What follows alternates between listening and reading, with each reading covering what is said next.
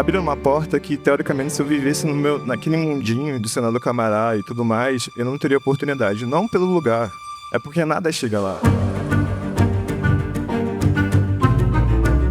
A pressão externa que a gente vê ainda na lógica da guerra é tão grande que esse tipo de debate ainda não chega nas pessoas. Nós estamos sofrendo com a lógica da guerra é porque tem alguém ganhando, porque guerra é dividida assim.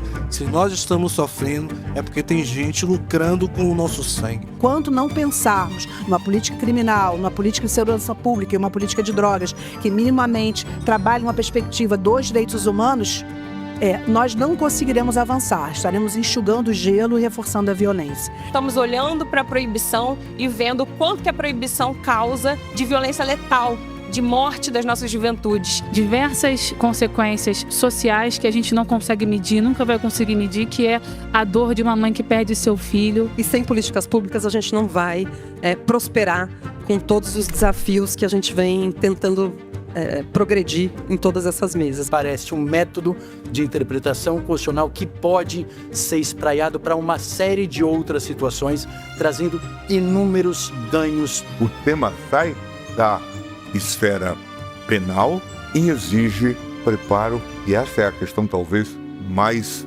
desafiadora. O Estado deve oferecer-lhe atenção especializada e trabalhar para a sua reintegração social.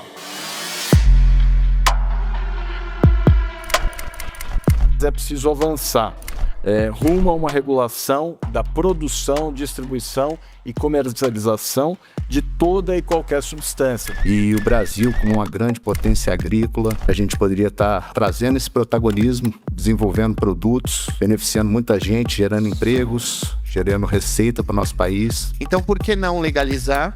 Por que não industrializar e a gente desenvolver uma indústria, já que nós somos o celeiro da produção de coca no planeta? Mas por que a gente não entra nesse debate? Porque politicamente existe uma barreira. 7,7 no mínimo que está sendo investido anualmente para se cumprir com a lei de drogas, mas quanto que poderia então estar sendo gerado por um mercado regulamentado? Nós precisamos continuar pressionando principalmente as nossas agências reguladoras para que a gente realmente consiga dar um passo à frente e não ficar no mesmo lugar. Não adianta tirar a maconha da periferia, né, de traficantes, porque e não trazer as pessoas que são impactadas, porque esses traficantes eles vão continuar lá, eles vão só migrar para tráfico de armas. É o ponto de partida da criação de uma rede nacional, de mudar o padrão de enfrentamento ao crime organizado, de ser um enfrentamento inteligente e não bélico, com base em dados e inteligência e não com base em violência e apreensões de rua. Nós não podemos deixar de discutir a questão das drogas,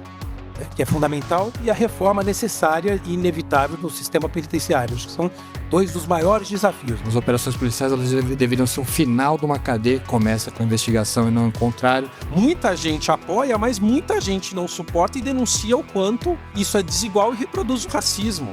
E o Supremo Tribunal Federal precisou responder a essa dinâmica. É uma decisão histórica para a polícia fazer outra coisa e melhorar a segurança pública. No medo em que as pessoas vivem de alto a baixo no Brasil, passa por tirar da cadeia ou não colocar na cadeia quem jamais deveria ter estado lá. Porque quando você descriminaliza com poucas quantidades, como é o caso do Supremo, ou você autoriza dizendo que só pode ser canabidiol, não pode ter THC no tema do medicamento, não é por aí. Eu não vejo avanço nas decisões no STJ e também não vejo no Supremo Tribunal Federal.